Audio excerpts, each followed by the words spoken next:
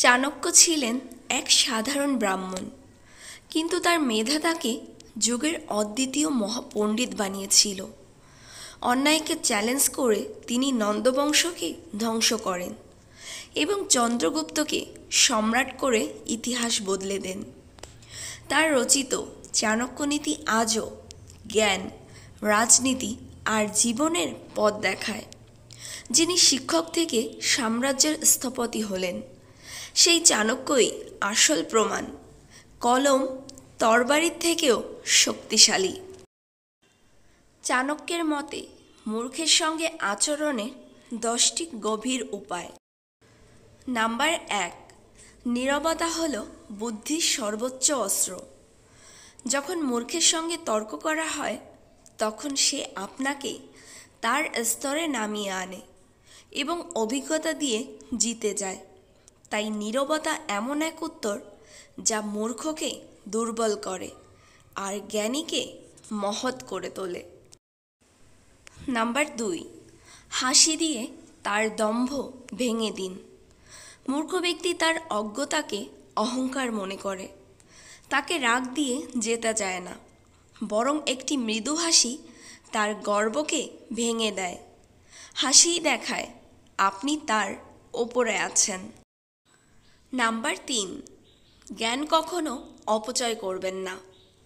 যেমন উর্বর জমিতে বীজ দিলে ফসল হয়, তেমনি যোগ্য মানুষের কাছে জ্ঞান দিলে তা ফলপ্রসূ হয়।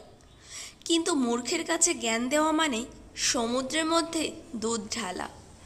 তাই জ্ঞানকে রক্ষা করুন। নাম্বার 4, সংযমী হলো আসল মহত্ব। মূর্খ আপনাকে রাগাতে চাইবে। আপনি যদি রাগেন, তবে আপনিও তার মতো হয়ে যান। কিন্তু যদি দেখান, তবে আপনার মর্যাদা আকাশ ছোঁবে। নাম্বার 5, মূর্খের সভা থেকে সরে আসুন। যেখানে মূর্খের ভিড় বেশি, সেখানে সত্য উপহাস হয়। তাই মূর্খদের আড্ডা থেকে দূরে থাকা মানে নিজের মান ও জ্ঞানকে বাঁচানো। নাম্বার 6, তাদের কথাকে গুরুত্ব না দিয়ে হালকা করুন। মূর্খ অনেক সময় অযথা বড় বড় কথা বলে। আপনি যদি তা নিয়ে মাথা ঘামান, তবে তার ফাঁদে পড়বেন। বরং তার কথা হালকা করে দিন, এতে সে নিজেই ছোট হয়ে যাবে। নাম্বার 7, নিজেকে উন্নত করাই শ্রেষ্ঠ প্রতিশোধ। মূর্খকে বদলানো যায় না, তাকে জবাব দেওয়ার চেয়ে নিজের উন্নতি করুন। আপনার সাফল্যই তার জন্য নীরব চপেটাঘাত হবে। নাম্বার 8, অপ্রয়োজনীয় বিতর্ক এড়িয়ে চলুন। মূর্খের সাথে তর্ক করা মানে আগুনে ঘি ঢালা। আপনি যত বলবেন, সে তত জেদি হবে।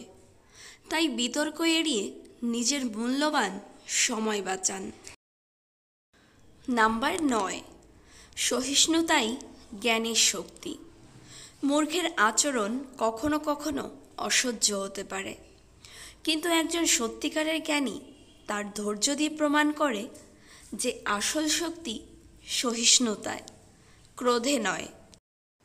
নাম্বার 10, উপেক্ষাই চূড়ান্ত প্রতিরক্ষা। যাকে আপনি গুরুত্ব দেন না, সে নিজে থেকেই দুর্বল হয়ে পড়ে। মূর্খ মানুষকে উপেক্ষা করা মানেই তাকে সবচেয়ে বড় আঘাত দেওয়া। কারণ উপেক্ষা এমন একটি আগুন যা নিঃশব্দে পোড়ায়। ধন্যবাদ ভিডিওটি দেখার জন্য। ভিডিওটি ভালো লাগলে অবশ্যই সাবস্ক্রাইব করে আমাদের পাশে থাকবেন।